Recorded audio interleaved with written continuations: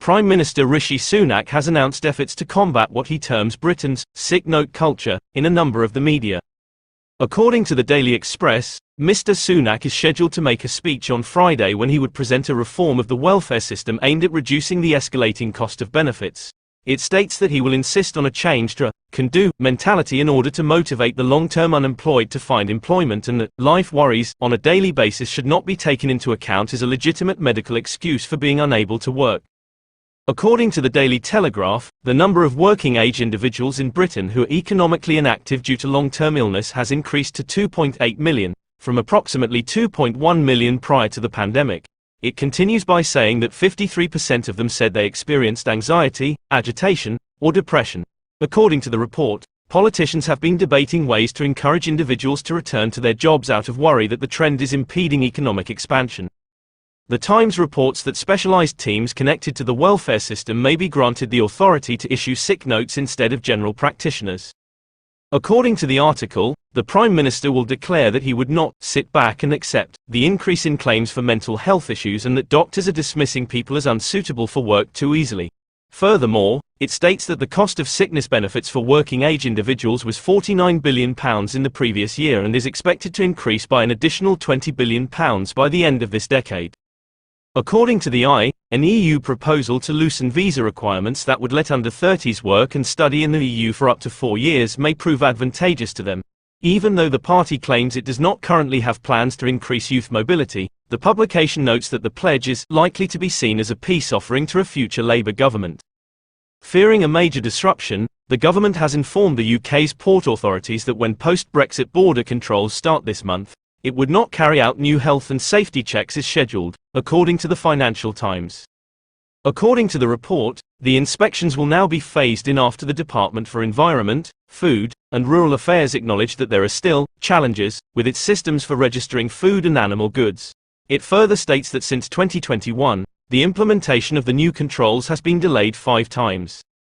The largest water corporation in the UK, Thames Water, is reportedly being renationalised and transformed into an independent public entity, according to proposals being developed by Whitehall officials and leaked to The Guardian. According to the report, the company's finances are in dire need of repair due to dividend payments and pollution fines. The proposals call for adding the majority of the £15.6 billion it owes to the public debt. Speaking to the Daily Mirror, the assistant brought Tory MP Mark Menzies' purported misuse of campaign funds to the attention of his party's chief whip.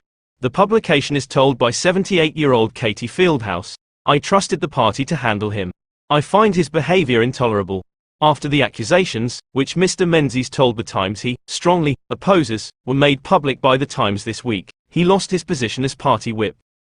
The commitment made by Rishi Sunak to eradicate the sick note culture in the UK is extensively reported in Friday's newspapers.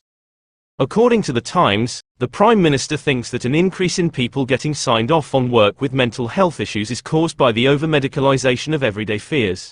According to The Guardian, Mr. Sunak will make the suggestion in a speech on Friday that doctors are, by default, signing patients off of work, but according to the Daily Telegraph, they might lose their ability to do so.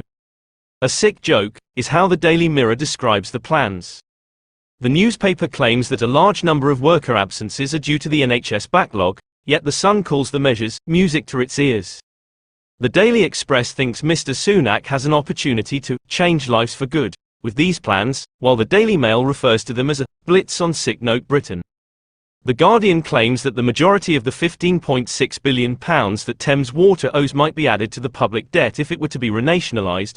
The government is reportedly working on advanced contingency preparation, according to the article. The measures, according to the report, may result in up to 40% of some lenders' money being lost by Thames Water's main operational firm. According to the Financial Times, the government has informed port authorities that it would not turn on the inspections that were scheduled to be conducted this month on EU imports of plant and animal goods due to the possibility of significant disruption. According to a presentation obtained by the media, the Department of Food and Rural Affairs fears that ports may become overburdened by excessive inspection levels. The 72-year-old Amsterdam man who had the longest-lasting COVID infection, nearly 2 years, before passing away is the subject of this narrative. The individual had received prior stem cell transplants, which damaged his immune system. Medical reports state that the virus changed 50 times while he was infected and that he was admitted to the hospital in early 2022.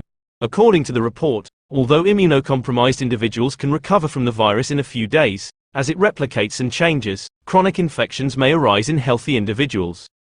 The Guardian claims that Thames Water may be renationalised and that the majority of the £15.6 billion it owes will be added to the national debt.